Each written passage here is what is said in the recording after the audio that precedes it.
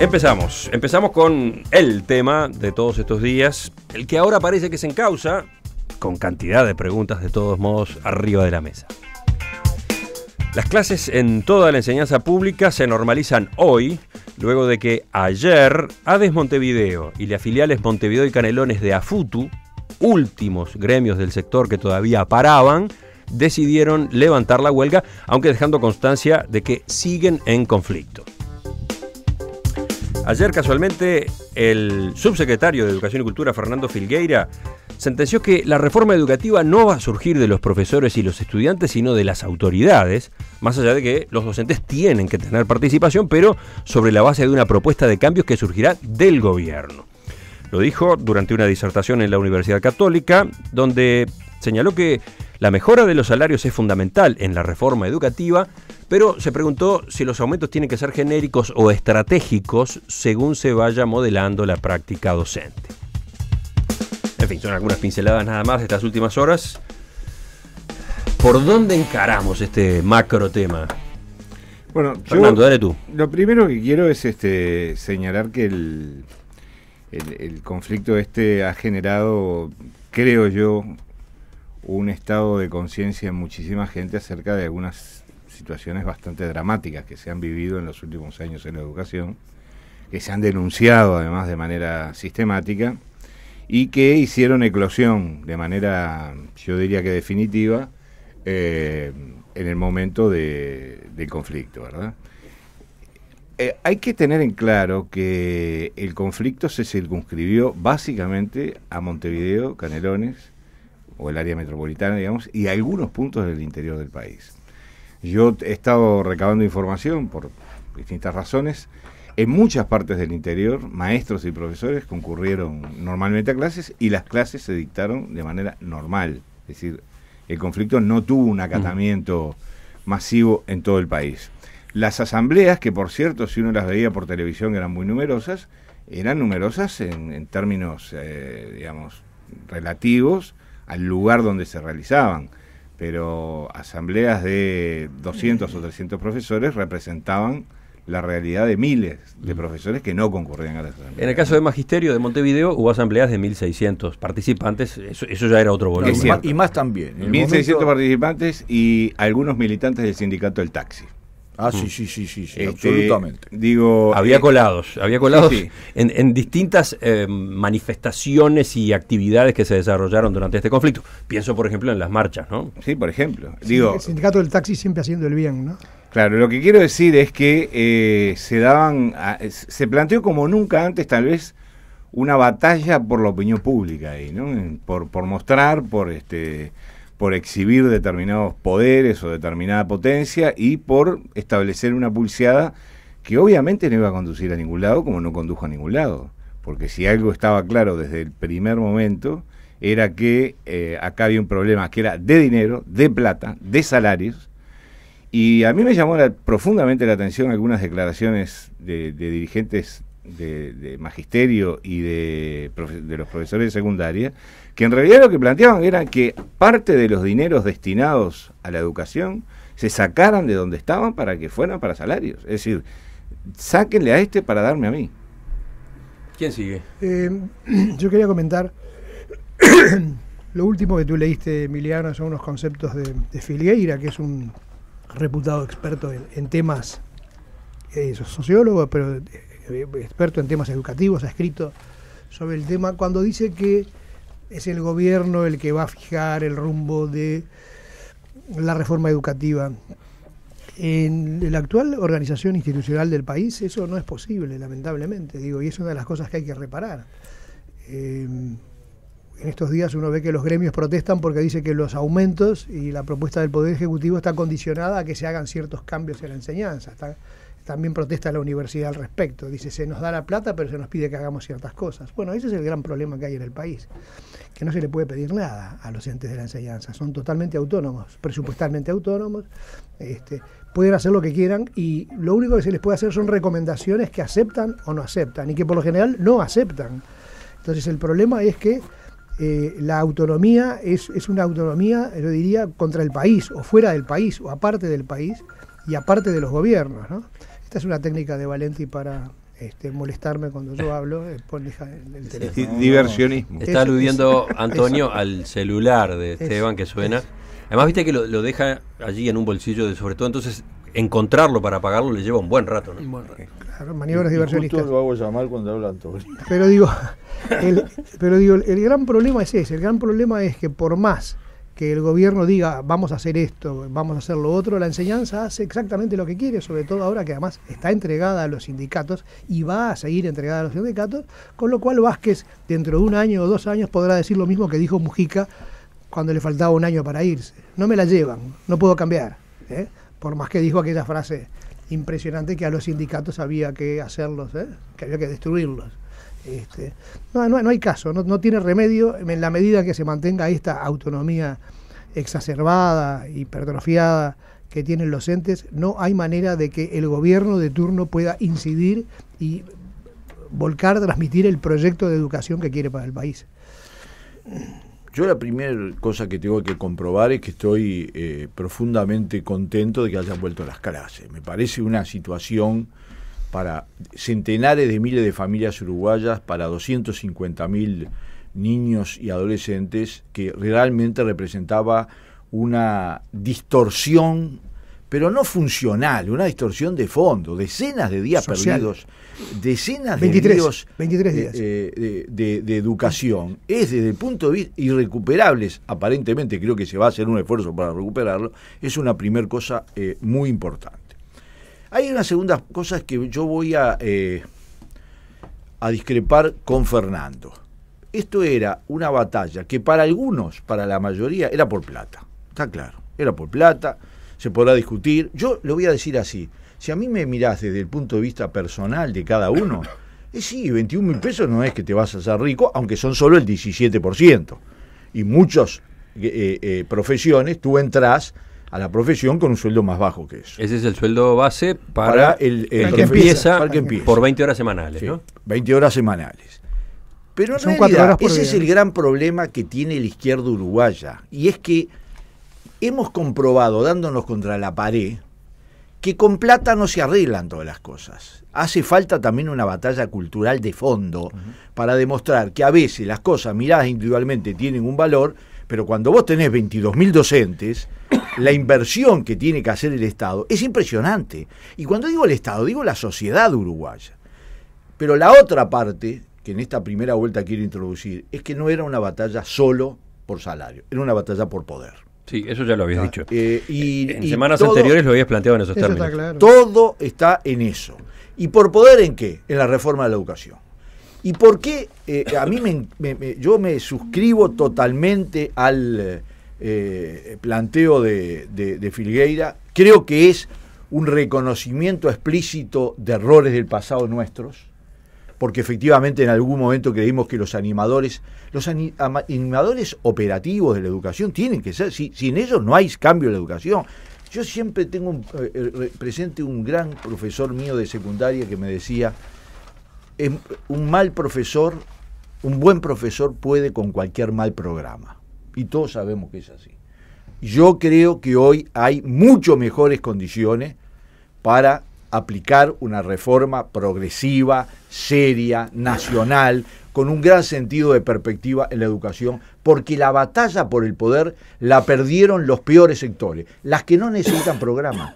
¿Sabes por qué necesitan programa? Porque en realidad el programa es que no cambie nada. Dice Filgueira en esta charla de ayer, en esta conferencia de ayer, involucrar al que está dentro del sistema es importante, pero la propuesta de cambio no va a surgir de ellos, surge de la autoridad. Los docentes tienen que tener participación, pero sobre la base de una propuesta de cambio. Bueno, lo primero, como decía Esteban recién, después de estas semanas de discusiones, contradicciones, idas y venidas, claudicaciones y demás, la alegría normal, porque por lo menos hoy estamos con clase en todo el país, en el resto era más normal, en Montevideo no, y bueno, de alguna manera se empieza a querer normalizar algo que ojalá se termine de normalizar del todo, porque todos vimos que las declaraciones que pusieron fin a la huelga dijeron que no ponían fin a las movilizaciones y a las medidas de lucha. Ojo que hay que poner algunos matices al panorama actual, ¿no? Y los oyentes lo hacen con los mensajes que están mandando. Por ejemplo, dice Álvaro, el Instituto de Profesores de Artigas sigue aún ocupado hasta el próximo lunes por un pequeño grupo de estudiantes, 30 aproximadamente, que mantienen el centro bajo su control. Y entonces agrega, bueno, estudiantes y docentes hemos sido rehenes de esa minoría que se arroga a la vanguardia de la lucha por la educación. Eso señala uno. Y después otro se refiere a lo que le comentó, a la respuesta que obtuvo de parte de su hija en el día de ayer, cuando le comentó, cuando le dijo, bueno, mañana se vuelve a clases. Dijo, sí, pero ahora vienen las ocupaciones de estudiantes que ya se están anunciando por Facebook. Sí, por eso veremos hasta dónde esta alegría de hoy se puede realmente confirmar o es un nuevo capítulo en este drama sin fin que es la educación pública uruguaya. Pero después de esa alegría inicial que uno puede sentir un poco en cuentagotas, el balance es francamente negativo, porque en el fondo, si miramos este conflicto, perdimos todos, perdió el país, perdimos todos. Evidentemente ha sido un resultado tremendamente negativo. Los niños, los adolescentes, los jóvenes, porque estuvieron 15 o 20 días sin clases, que es mucho en un año lectivo, rehenes de una situación de enfrentamiento muy polarizada y donde, como se decía hace un rato, jugó un rol muy importante la plata, pero también, y quizás determinante, el poder. Segundo, pierde el gobierno, pierde Vázquez, pierde el Poder Ejecutivo. Yo lo apoyé la semana pasada cuando decidió la esencialidad, pero fue una demostración de autoridad bastante corta o precaria, porque después no la aplicó, no aplicó sanciones, se dio antes, se dio frente a promesas, los sindicatos se dieron el gusto de decirle no a las promesas y finalmente quedó desautorizado, más allá que al final, al no dar un aumento, hoy alguien puede decir, bueno, consiguió lo que quería. Perdió el Frente Amplio, porque el Frente Amplio demostró más clara y patéticamente que nunca la disputa que hay por el poder, con una gran división, una división que demuestra que es un partido que cuando en las malas hay que juntarse y demostrar unidad, fuerza y respaldar las autoridades, hace agua. Lo más insólito quizás haya sido el amigo Mujica, que se fue al exterior y viaja por el mundo cuando en el país se vive una situación dramática de este tipo. Tengamos en cuenta que Mujica antes de irse apoyó la esencialidad, pero después cuando estaba jugando a Estrella de Rock por el mundo, su sector político hizo una declaración en contra de la esencialidad. O sea que el Frente Amplio demuestra una falta de unión, una falta de cordura, una falta de actuación conjunta, homogénea, solidaria, muy preocupante para su gestión y para la gestión por ende del gobierno. También perdemos todos en el sentido de que los sindicatos demuestran que están con una postura y una actitud totalmente radicalizada y fuera de sí. Los sindicatos han copado el país. En la enseñanza, como bien decía Mercader, porque Vázquez en el primer gobierno les abrió la puerta y les entregó una cuota de poder muy importante. Pero en todos los rubros pasa lo mismo. Los sindicatos se pasaron de raya, alentados por gobiernos de izquierda que le dieron un rol demasiado importante. Y además donde se confundieron los roles.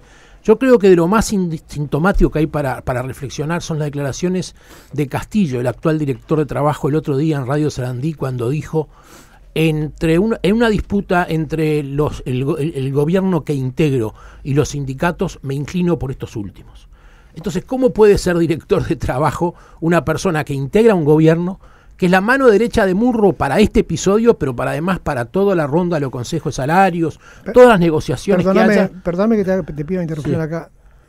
Una cosa increíble, inaceptable en Juan Castillo, en el director de trabajo, es que haya dicho él, si la esencialidad se mantiene, yo renuncio. Es decir, se convirtió también él en alguien que presionó al gobierno y que le puso la pistola en el pecho al presidente de la República diciéndole, si no levantás la esencialidad me voy. Me parece que es absolutamente inadmisible de parte de un funcionario de esa jerarquía, ¿no? Sí, cuando lo entrevistamos este lunes, se veía ya que la esencialidad se iba a levantar y sobre todo queríamos saber, bueno, cómo evaluaba eso teniendo en cuenta las declaraciones que había hecho en los días previos. La frase de Juan Castillo fue que si la esencialidad de la educación se mantenía, yo no renunciaba, directamente me iba. Amenazando al presidente. Bueno, yo lo que digo es que Castillo tiene todo el derecho a haber sido sindicalista toda la vida y sentirse sindicalista. Pero hay un error del Poder Ejecutivo en ponerlo en un cargo de su responsabilidad como es director de trabajo.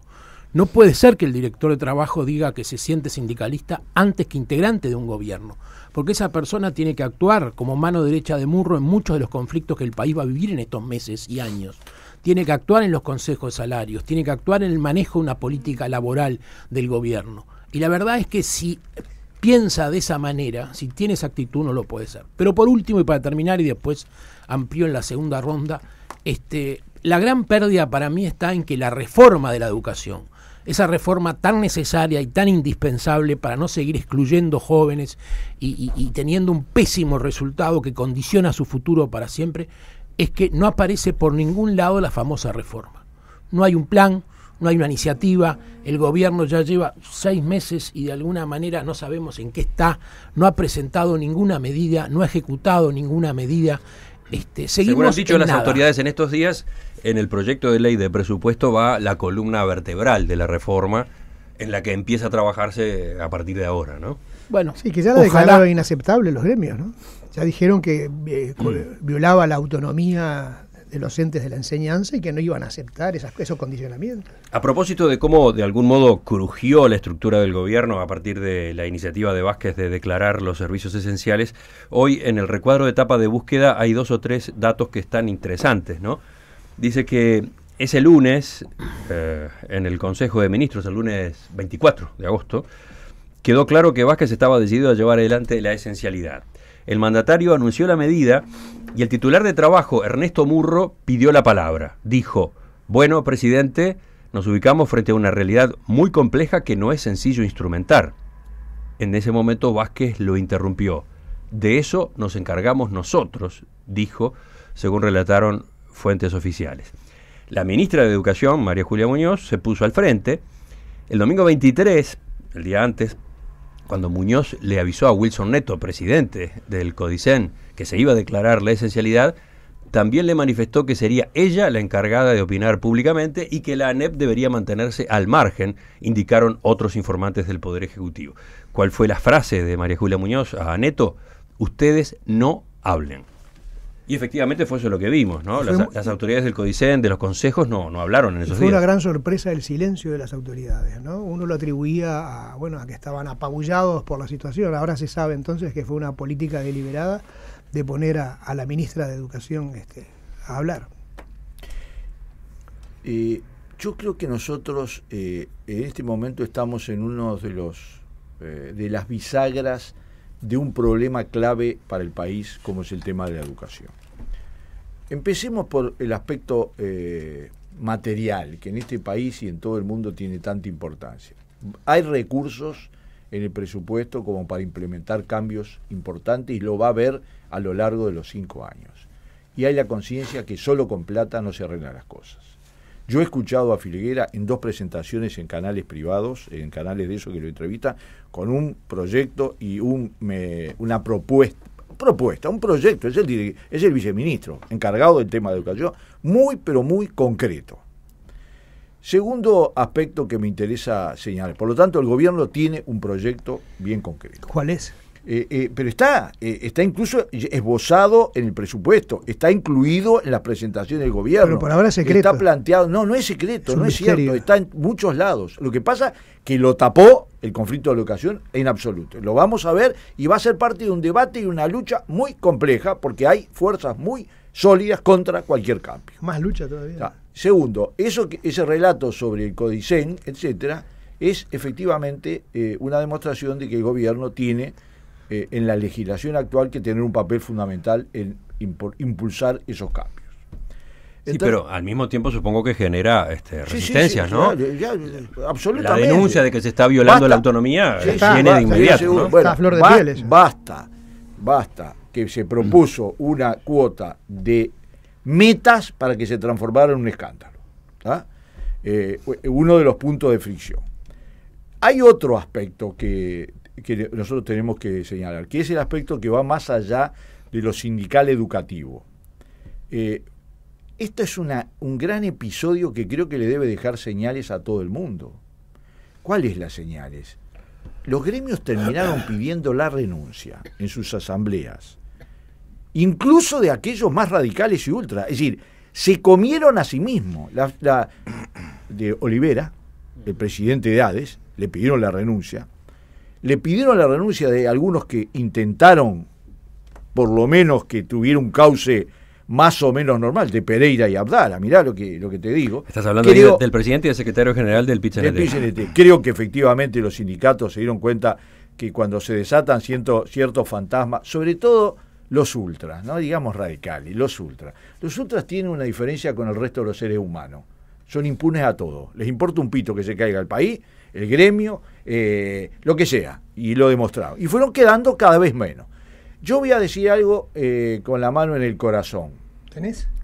Sí, tengo. A la izquierda. Yo el domingo de noche y el lunes estaba muy, lo voy a decir así, muy impactado por el hecho de que se levantara la esencialidad.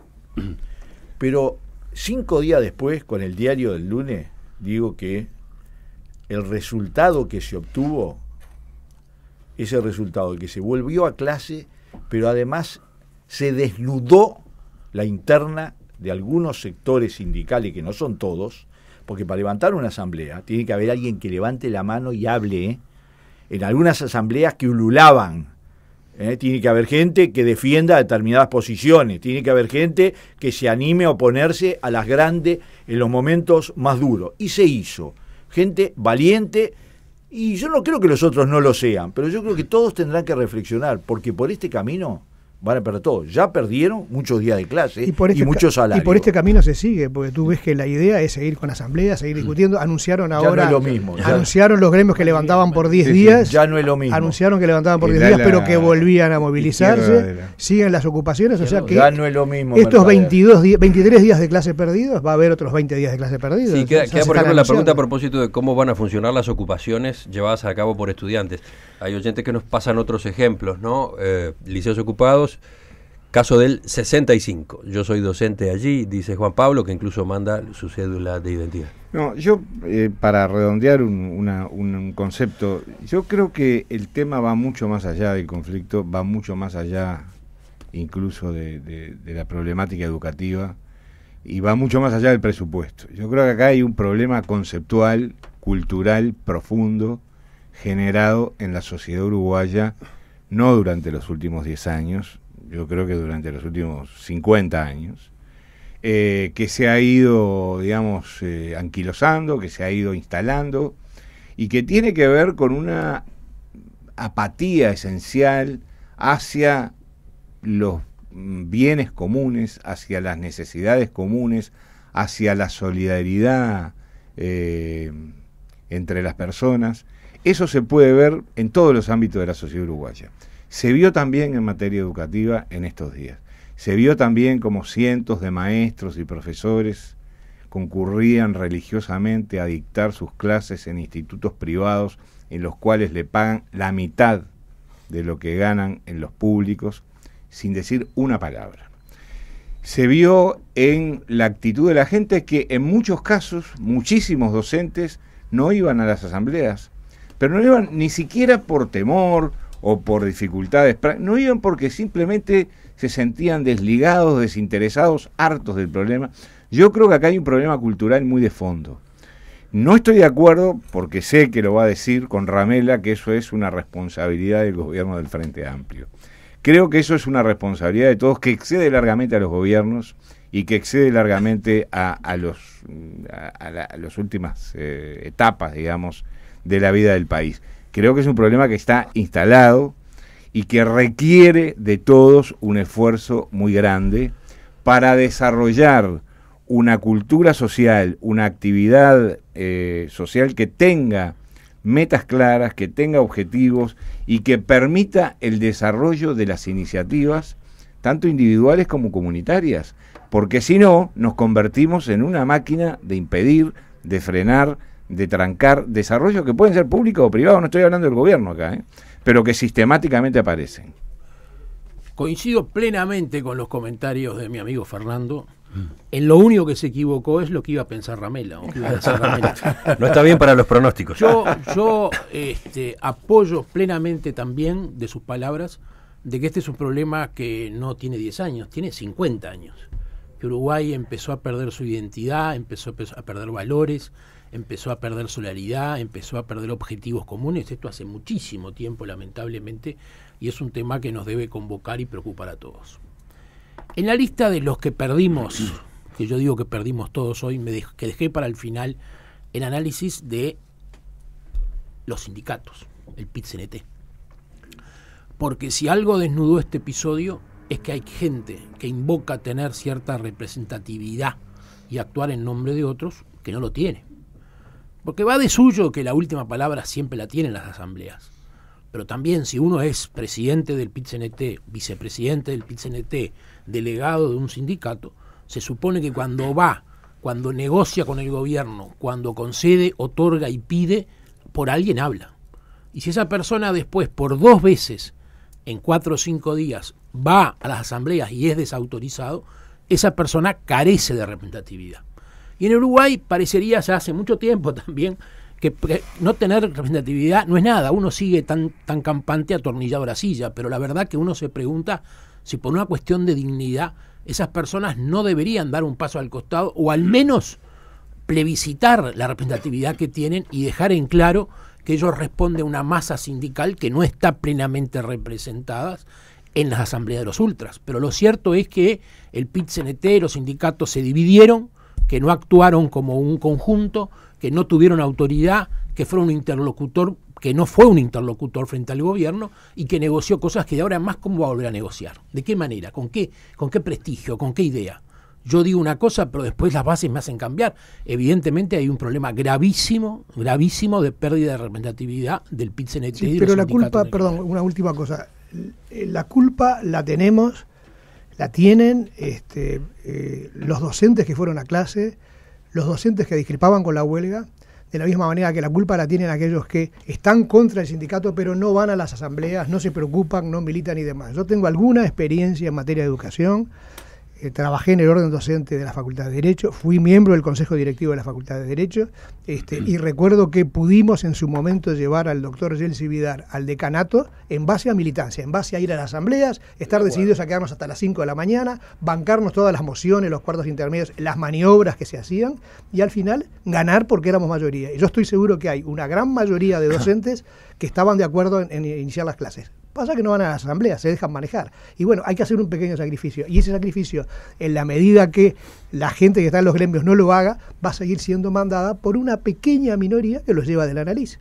No, yo creo que la participación de la gente no es solo para ponerse lo que hay, sino que para construir algo hay que estar. Esa es una realidad. Chao. Y en el Uruguay, en estas movilizaciones, se movió mucha gente, también hay que reconocerlo. Y yo creo que la reflexión tiene que ser para todos. Yo estoy de acuerdo que tiene 50 años el proceso de cambio. Yo siempre que entro a este edificio me vuelvo al Uruguay que me maravilló cuando llegué por primera vez. Pero les quiero decir mi visión. El lunes lo voy a escribir. Se llama La izquierda y la gula. Es una responsabilidad particular de la izquierda.